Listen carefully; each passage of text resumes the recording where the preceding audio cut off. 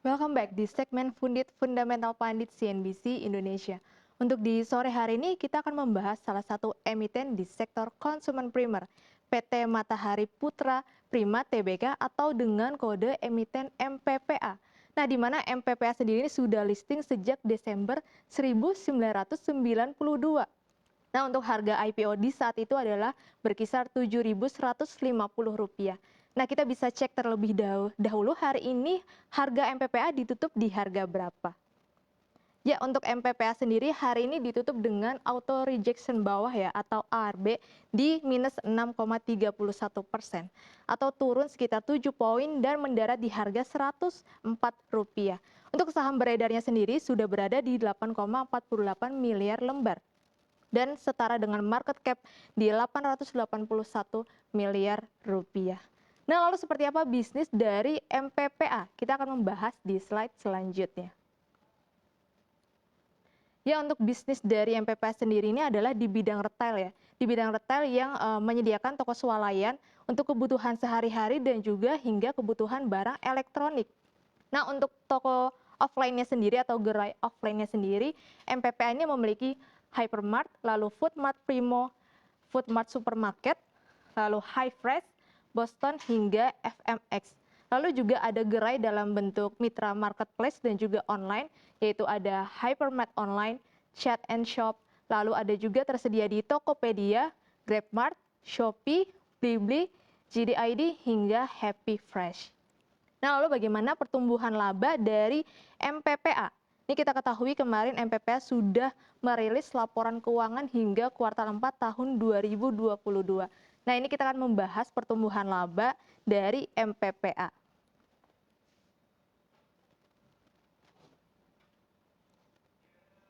Ya, kita akan membahasnya pada slide selanjutnya yaitu pertumbuhan laba dari MPPA, di mana untuk labanya sendiri ini kemarin mengalami penurunan ya atau mengalami penurunan hingga 6 tahun berturut-turut. Nah, kita akan membahas pada slide selanjutnya.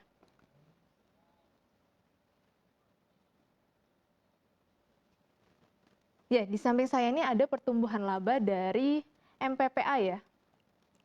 Ya, untuk pertumbuhan labanya sendiri di sini saya bacakan kemarin di tahun 2016 itu MPPA masih membukukan laba itu sekitar 38 miliar rupiah. Namun pada tahun 2017 hingga tahun 2022 MPPA ini membukukan kerugian terus-menerus.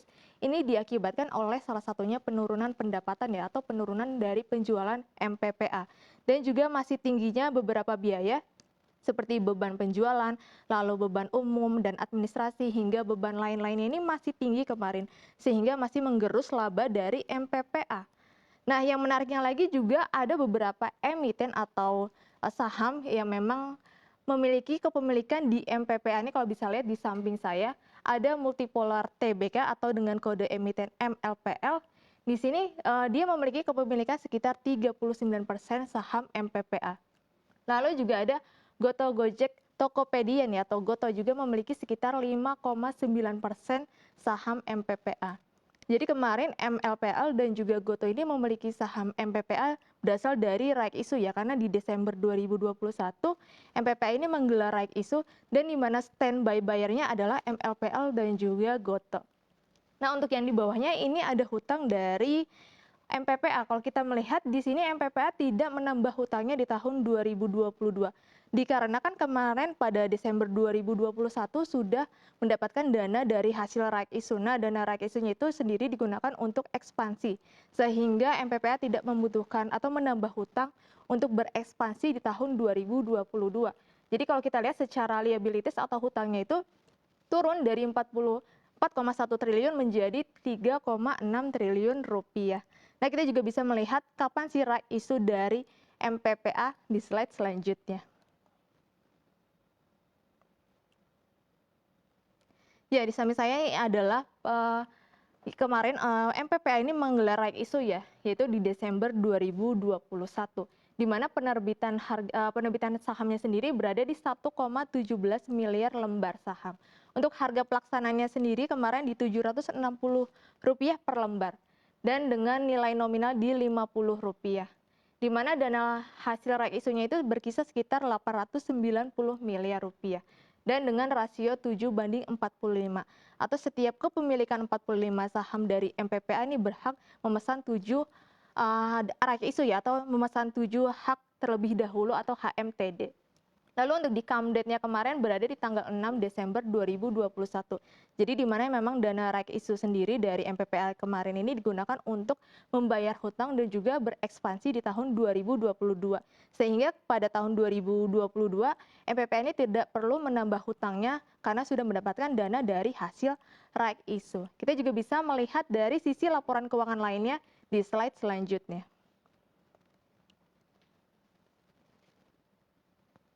Ya, di sini ada persediaan dari MPPA. Kalau kita lihat sendiri di sini, MPPA juga tidak menambah persediaan ya, atau persediaan yang sekiranya tidak terlalu dibutuhkan, dia tidak menambah. Jadi benar-benar memanfaatkan persediaan yang ada. Kalau kita lihat pada tahun 2021, persediaannya berada di 1,05 triliun rupiah. Lalu di tahun 2022 turun menjadi 927 miliar rupiah.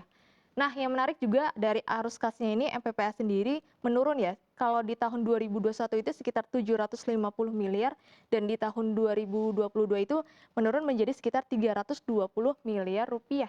Nah, penurunan ini berasal dari beberapa arus kas aktivitas seperti operasi, kemudian juga ada investasi dan pendanaan. Yang paling mencolok adalah di pendanaan. Jadi tahun 2021 itu untuk MPPA sendiri kemarin mendapatkan dana dari hasil right issue sekitar 700 miliar ya, secara realisasinya. Lalu di tahun 2022 ini tidak ada pendapatan dari hasil right issue, sehingga kemarin bisa mengurangi dari hasil arus kas di tahun 2022, di mana sebelumnya 750 miliar menjadi 320 miliar rupiah. Nah, lalu bagaimana dengan prospek bisnis dari MPPA?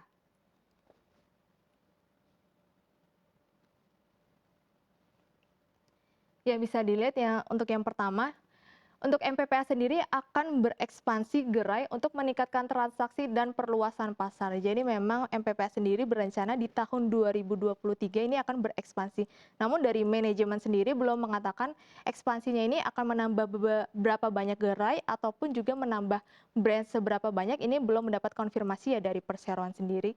Lalu untuk yang kedua, MPPA juga akan berusaha mendesain ulang sejumlah gerai dengan format yang lebih compact.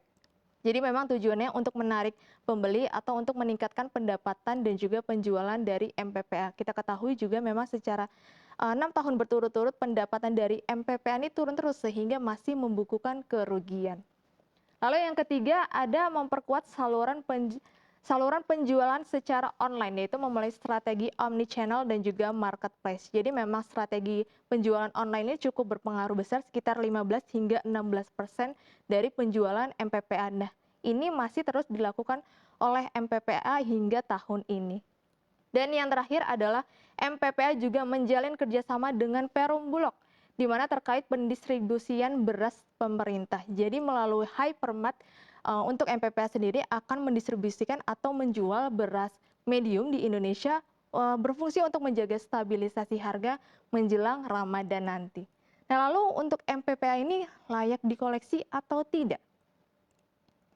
Ya, kita ketahui sendiri memang secara pendapatan dan juga laba bersih atau kerugian, MPPA masih membukukan kerugian hingga tahun 2022, atau memang belum menunjukkan peningkatan kinerja atau perbaikan kinerja ya. Sehingga untuk saat ini memang MPPA masih belum layak dikoleksi. Namun ketika nanti ekspansinya di tahun 2023 berjalan dengan baik, dan di mana hasil kuartal 1 2023 nanti bisa membukukan laba atau setidaknya mengurangi kerugian, ini mungkin bisa menjadi hal positif bagi MPPA. Namun untuk saat ini memang MPPA masih terbilang belum layak koleksi karena belum menunjukkan kinerja yang baik atau meningkatkan kinerjanya. Ya, mungkin itu saja yang bisa saya sampaikan untuk di segmen Fundit hari ini. Saya kembalikan ke Syafinas.